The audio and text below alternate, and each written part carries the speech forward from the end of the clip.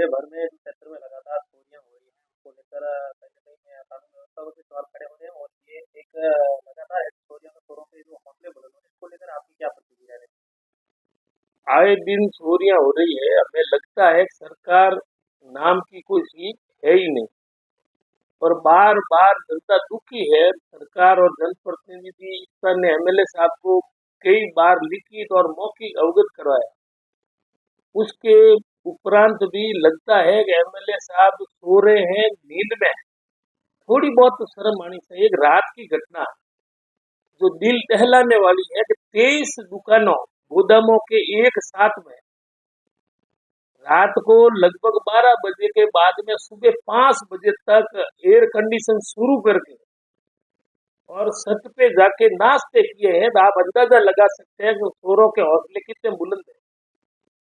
अगर सरकार का डर नाम का चीज ही नहीं, डर ही नहीं।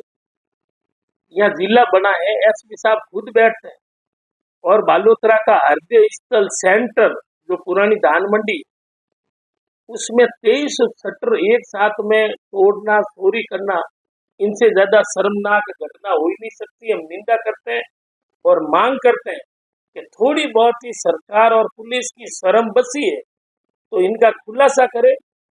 जो नुकसान हुआ है उनका सवाल नहीं है, सवाल उनका है कि बालोतरा की जनता का विश्वास इस पुलिस और प्रशासन और सरकार से उठ जाएगा। लोगों में भय पैदा हो गया कि 23 दुकानों की एक साथ में चोरी की घटना। हमारे वार्ड नंबर 45 में 15-20 जगह चोरियां हुई, एक का भी खुलासा नहीं। और आए दिन अखबारों में और आपके मीडिया के माध्यम से सुनते हैं कि आज उस वार्ड में चोरी हुई, आज घर सुना या बंद मकान तो रह ही नहीं सकता। ये ऐसा वातावरण बालोतरा में पहली बार हुआ। चोरियां इनसे रुक नहीं रही। भ्रष्टाचार अधिकारी के ऊपर कोई लगाम नहीं, कोई डर नहीं। अधिकारी सुनने में आ रहा है कि एमएलए साहब विधायक जी के फोन भी नहीं उठा रहे, तो विकास की क्या उम्मीद करें। आज चोरियों के अलावा हमने कई बार मांग की लेकिन इन सरकार के नुमाइंदों को कोई फर्क नहीं पड़ता। एक भी सड़क बालोतरा की चलने लायक नहीं है। चाहे कोई भी सड़क में जाए, हर पूरा बालोतरा सड़कें तोड़ दी गई और सीवरेज वाली जो कंपनी ठेकेदार है उनको कोई डर नहीं। क्या मालूम मिली भगत है सरकार से? अगर डर होता तो 2-4 गलियों में सीवरेज और पानी की पाइपलाइन डालकर बाद में वापस उनको रिपेयरिंग करते।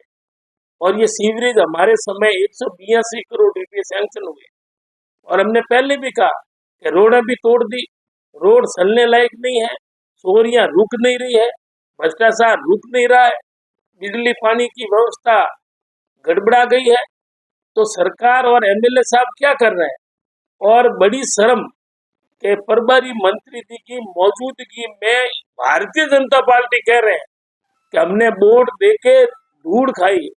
मतलब कि हमने वोट देके गलती कर ली। वो हमारे कार्यकर्ता नहीं, भारतीय जनता पार्टी के कार्यकर्ता कह रहे हैं। इनसे ज्यादा तो शर्म क्या है? या तो व्यवस्थाएं सड़कें ठीक कराए, बालोतरा में विकास करवाए, और नहीं होता है तो विधायक जी इस्तीफा दे दे या हाथ खड़ा कर दे ताकि जनता संदों के पैसे से सड़कें रिपेयरिंग करवाए। अब रही बात सीवरेज, हमारा जो 3 वार्ड है 44, 45, 43, इनमें सीवरेज को कैंसिल करके रेल लाइन के उस साइड में 25-30 करोड़ रुपए का काम दूसरी जगह करवा दिया। साइड शिफ्ट हो ही नहीं सकती।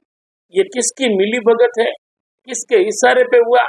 हमने कहा भाई ये वार्ड 3 है, मेरी घर वाली गली छोड़ देते अगर मेरे से ऐतराज है तो ये 36 कौम की गरीब और मध्यम वर्ग की जनता से क्यों दुश्मनी निकाल रहे हैं? तो हम घोर निंदा करते हैं। और चोरी का खुलासा नहीं हुआ तो हम 3 दिन बाद में इनके विरोध में धरना दिया जाएगा। सड़क सुधारो, चोरियां रोको। और जो 1 महीने में 3 लोगों की मौत हो गई आवारा सांड पशुओं से।